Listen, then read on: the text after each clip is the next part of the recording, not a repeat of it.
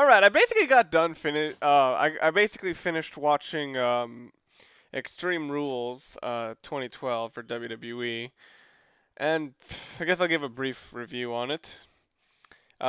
Pre-show they had before the event. I like the idea of this, kind of like the old Sunday Night Heat ones where they would have heat, just before the pay-per-view, and then when the pay-per-view starts, it would transition directly into it. But why did the match have to be so damn short? Come on. Is this the sort of thing that's supposed to encourage me to purchase the pay-per-view if I know that the first match was pretty damn short?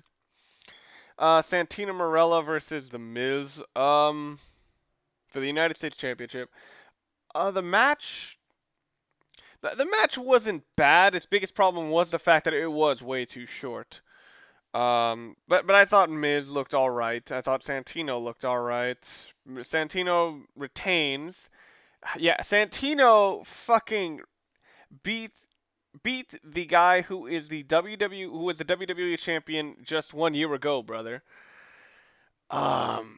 It's I don't remember all that much about the match because I couldn't actually because like the streaming on YouTube it didn't work properly for me. It stopped, so I missed like a solid minute of it. But I guess it was all right, and for a pre-show, it's not that bad. First match on the official Extreme Rules card was Randy Orton versus Kane in a Falls Count Anywhere match. I've got to say this. There's a couple of matches that just they kind of intertwine, and you're like, what's the fucking difference? Like a Falls Count Anywhere match, a Chicago Street Fight, and an Extreme Rules match. Really, at the end of the day, what's the fucking difference? The match between Randy Orton and Kane, I actually couldn't see a lot of it because my source of getting these videos wasn't working very consistently. But from what I saw, it was at least an alright match. I was only able to see like the second half of it, and the problem with it was that Kane and Randy Orton aren't that great at selling hardcore stuff. The only time I've ever thought Kane was good in both Kane and Randy Orton are those type of guys who can have a good hardcore match, but they need a good hardcore opponent. For example, Randy Orton versus Mick Foley at Backlash 2004, I believe. That was, I would argue, it's probably one of Mick Foley's best matches, and probably Randy Orton's best match. And Kane versus Edge in the Last Man Standing match on SmackDown, I think, just last year. But when two guys like that face off against each other, nothing that special happens. I mean, the match, as far as I saw, wasn't horrible. But for this sort of match, it wasn't as entertaining as it should have been. But still, not a horrible opening to the show. Randy Orton beat Kane by, I believe, doing an RKO onto a chair. I've never liked the RKO because it doesn't look like it looks too unlegitimate to me. And it doesn't help either when this is the sort of move where you can very clearly tell Orton takes the brunt of the force onto the chair. Orton looked good in this, and I'm pretty sure either Orton's going to go into another main event level feud or go up for the title. Now, how they're going to work Orton into the title picture at this point is difficult to say. I know Alberto Del Rio is the number one contender right now, so who knows? Maybe he's going to go film the Marine 3. Next up was Brodus Clay versus Dolph Ziggler. In an unannounced match. Again, I couldn't actually see most of this because my methods of procuring this pay-per-view were interrupted during, just before the match started to just before this match ended. And the thing is, either way, the match was only 4 minutes. It was just a filler time. They really got to figure out better ways to use Ziggler. This is a waste of him. This is a waste of Clay's time. Because it really didn't do much to make Clay look good, as far as I noticed. And it doesn't help that Clay is being fucking, what is it called? Partnered with Hornswoggle of all people. I honestly think Vince is deliberately trying to ruin Brodus Clay for actually managing to get over. Vince and his racism. And on that note, where the fuck was Kofi Kingston in this pay-per-view? Or Alex Riley, or Drew fucking McIntyre. Well, anyway, Brodus Clay beat Ziggler. Yay. Third up in this card was Cody Rhodes versus The Big Show in a tables match. This was announced online like a day or two before, and in the pre-show they showed them spinning the wheel, making the deal, and it turns out it was a tables match. And yeah, it was like the other ones too damn short. Well, actually, Orton versus Kane went on for quite a healthy length, which is probably why it wasn't terrible. But the ending was kind of fucking weird. Like, there's a table behind Big Show, and he's climbing up the apron. Cody kicks his hand off, causing Big Show to stumble down. He steps down and accidentally breaks the table. And so Cody wins. I'll admit it made Cody look douchey, but it didn't really make him look any better. But I gotta give it up to the Chicago crowd. The Chicago crowd picks who they want and cheers for whoever the fuck they want. In the Brodus Clay match, they were chanting for Ziggler. Well, the parts I saw.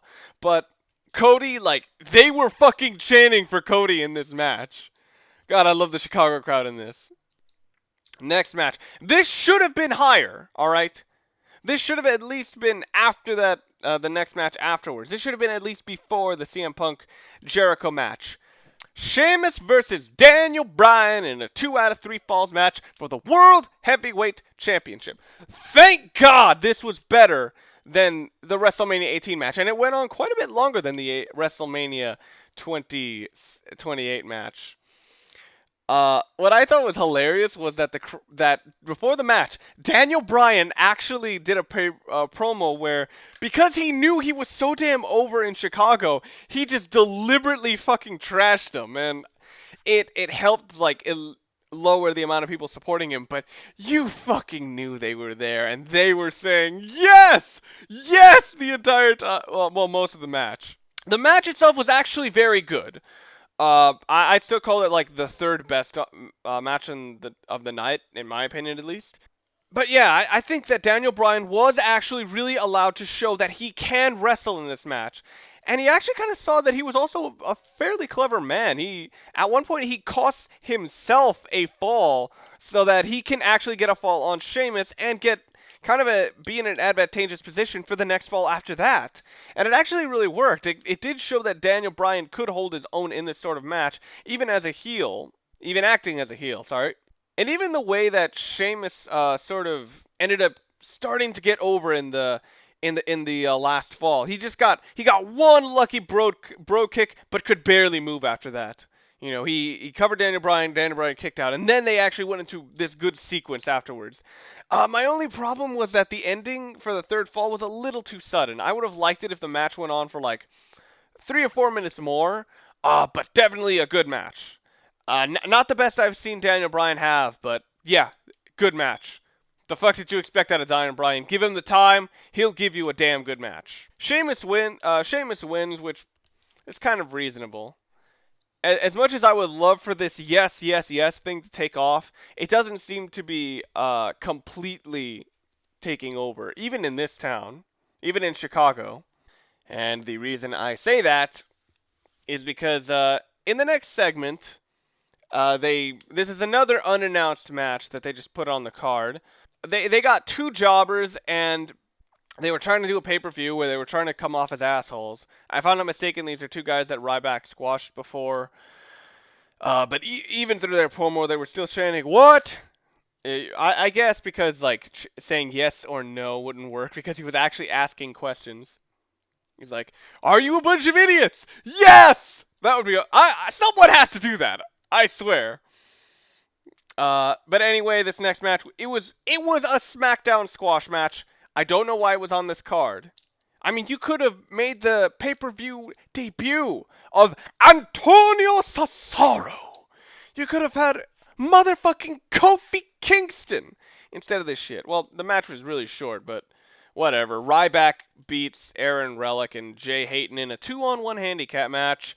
The crowd was not into this match. They were chanting, "Boring." I think they were chanting Goldberg at one point. And they weren't into it at all. Like, I know what they're trying to do. They're trying to get the Goldberg thing on Ryback, but the problem is he's not as energetic. He's not as captivating. He's not as charismatic as Goldberg was. Goldberg was not a ring technician. Goldberg was not a talker, but he had a presence about him. Ryback, No. No presence at all. Match of the night! CM Punk versus Chris Jericho in a Chicago street fight for the WWE Championship. This match was very, very good. It actually got really brutal really early on. They were already using the kendo sticks, the chairs, what have you. And a touch I liked about this match was that both guys were basically in street clothing. And I was surprised what they were able to pull off in street clothing.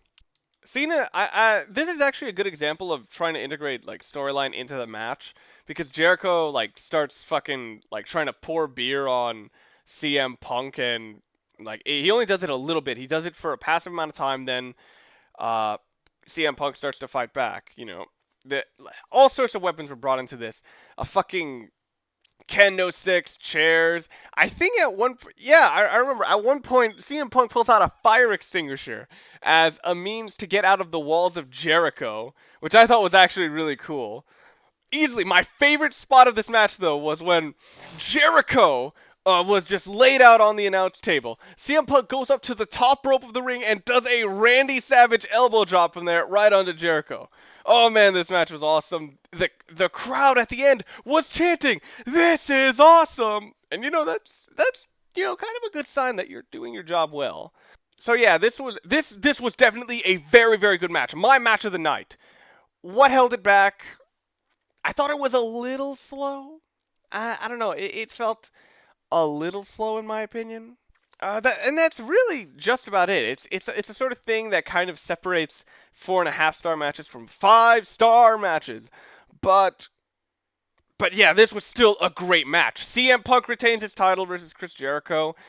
I don't like the idea of Jericho coming back as just as a jobber, but but with a match this good, I can't disagree with the results. So next match. Well, before this next match, they were doing a segment where the Bella Twins were talking with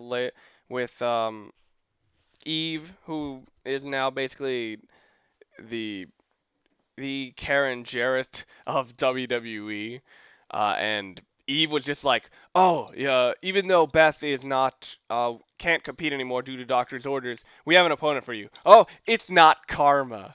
I guess they wanted to, immediately just rule it out. No, Karma's not returning yet. But yeah, Nikki Bella then went in the match, and yeah, Nikki Bella won the fucking title. I think it was last Monday or Thursday. I'm pretty sure it was because she tweaked her knee, and she was like, "Yeah, I gotta get out of the match. I gotta get out of the title picture," and she just gave the title to the Bella whore, whichever one it was. So now we're on to this pay-per-view, and the opponent that the Bella faced was Layla, of all people. I wondered why Layla did not continue wrestling after she won last year. Because last year she was in a match with her and Michelle McCool to determine who leaves and who stays. And Michelle McCool lost the match because she wanted to stay home and take care of Undertaker. And yes, that is what Undertaker's been doing all this time. And yes, I meant for that to be a pun.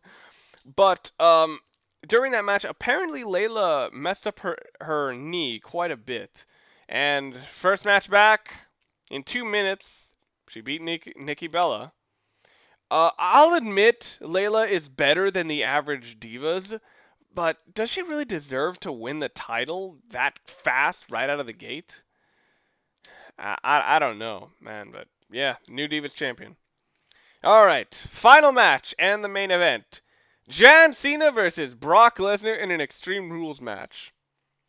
I have a question to ask you guys. How many of you have actually seen the Vader versus Ken Shamrock match where Ken Shamrock debuted?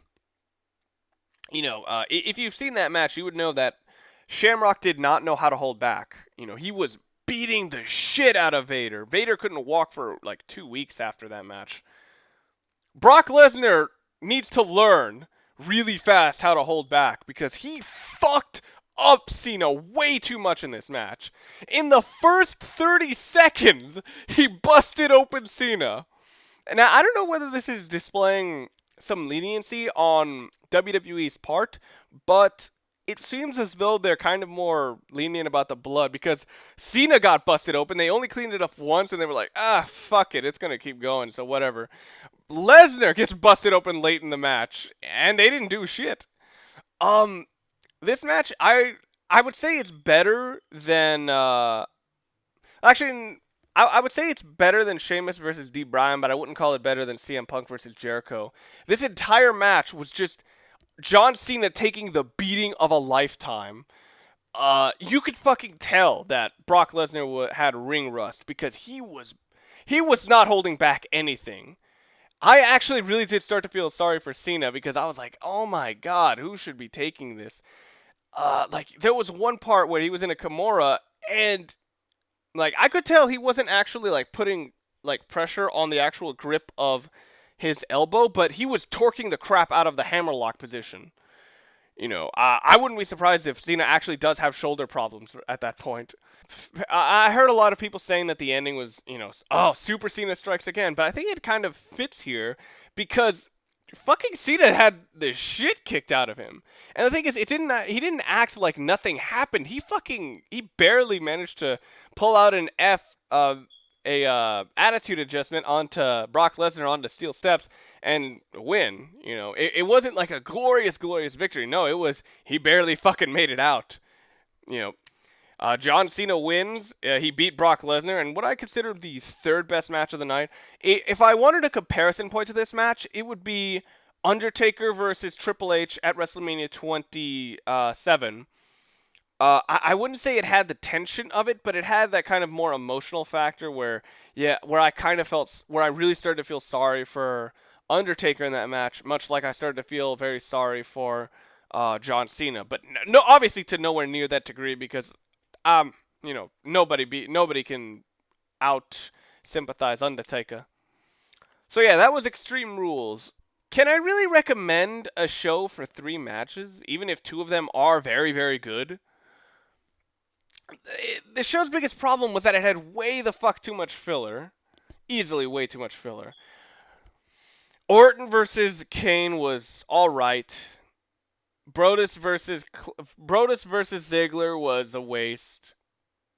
Cody Rhodes versus Big Show could have been on TV. Sheamus versus Bryan definitely bumped this up. The Ryback segment is a SmackDown segment. They need to give him something to fucking go towards, or at least give us like a tangible number, like, the 20-0. He went to a couple of house shows and beat up a bunch of jobbers, 20-0, and fucking tell him to have more presence. You look at Goldberg, like, you look at the dude, and he's like, you can't fucking take your eyes off him because there's something about him that just you can't look away. Punk versus Jericho. Easily the best match of the night. Layla versus Brie, just a means to an end. And Cena versus Lesnar was definitely good. I would definitely call it that. But what would I really rate this pay-per-view? Was it worth watching? Yes. Was it worth the $55? No. But that's really the case with a lot of WWE pay-per-views because fucking hell, they overcharge the fuck out of these things. So what would I give this? What would I give this? A 3-hour pay-per-view with about 1.5 hours of really good content. I'll say that there's really no deal breakers in this. I mean, it's not like WrestleMania 28 where they had 2 terrible matches. No, it's just a lot of really unnecessary stuff and 3 really good matches. So I guess I give this pay-per-view about a 7 because I'd say worth watching, a lot of stuff that really shouldn't have been in here. At least I could say for like No Mercy, there were a lot of filler matches in there too, but it was all a lot of contrasting stuff, and it was a lot of stuff that kind of built up towards the main event. I did not get that vibe from this at all. So yeah, I think I'm going to stick by my 7 out of 10 rating. And if I was to rate the match of the night, easily CM Punk versus Jericho. Better than Triple H versus Undertaker at WrestleMania 28. I wouldn't say that because it didn't have the tension that WrestleMania that the WrestleMania one had. Even though that one wasn't like the greatest match, it had like this air of tension in it that really helped the environment. Um, but still, Punk versus Jericho, great match. So yeah, that's it.